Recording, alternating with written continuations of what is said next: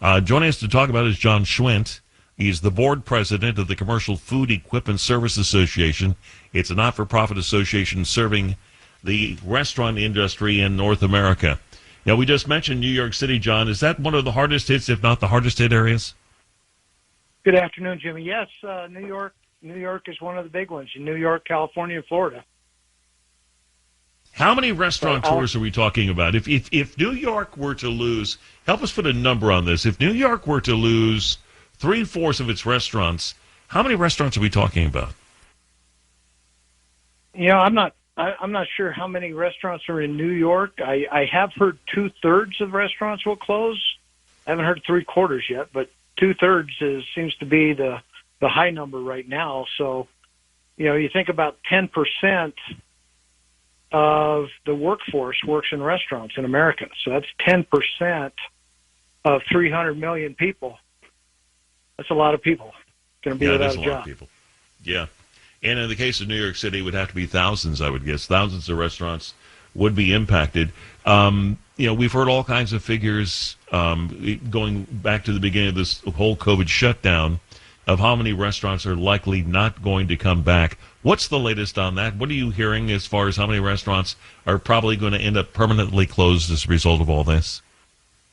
Well, it really depends on what area of the country you're in. I've heard anything from 20% all the way up to, like I say, about 65%. I'm in Colorado here, and, that it's going to be very difficult out here because they allowed outdoor dining for a lot of people. Well, if you guys have been watching the news, we just went from a 97-degree Labor Day weekend to a 32-degree Tuesday morning. So that kind of puts the kibosh on outdoor dining for a while. So, yeah, absolutely. It just really depends. It really depends on each county and what they allow. You were talking about, down in Texas, they allow 50% of the dining capacity.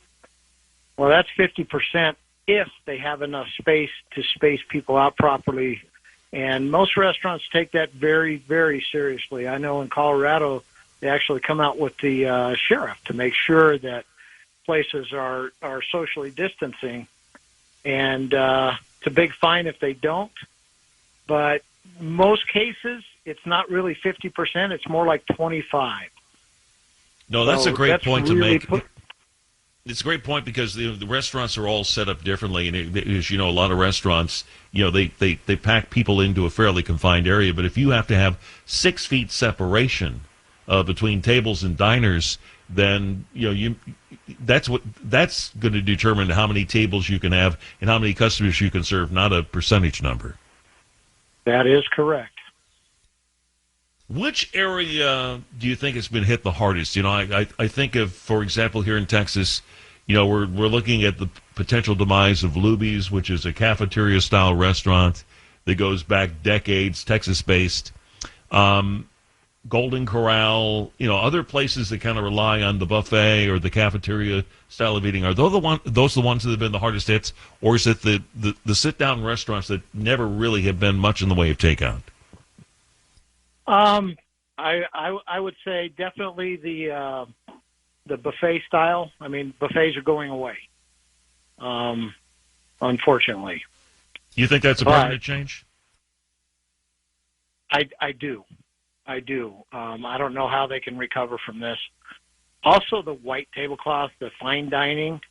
I was just in a place this morning, and the chef there was telling me how people, if they can't eat outdoors, they don't want to come in. And, it's going to be a tough thing to calm the public, to let them know that, restaurants are doing everything they're asked and above to make sure that their customers are safe, including anybody that comes in their buildings, the suppliers, the vendors, the service companies. I'm a service company.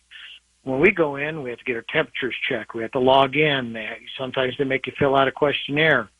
We have all the PPP, the gloves, the masks. We have to sanitize the areas we're working.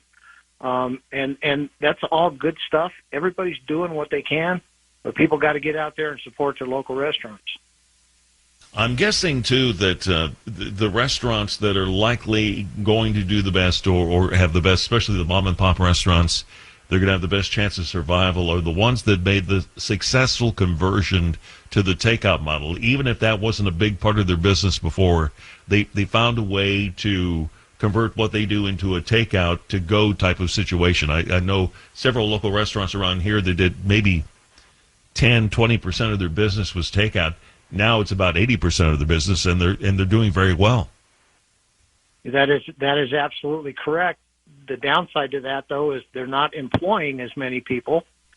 The people that are working are going to command a higher wage because they're not relying on tips, which most restaurant staff relied on that tip model to make a decent living.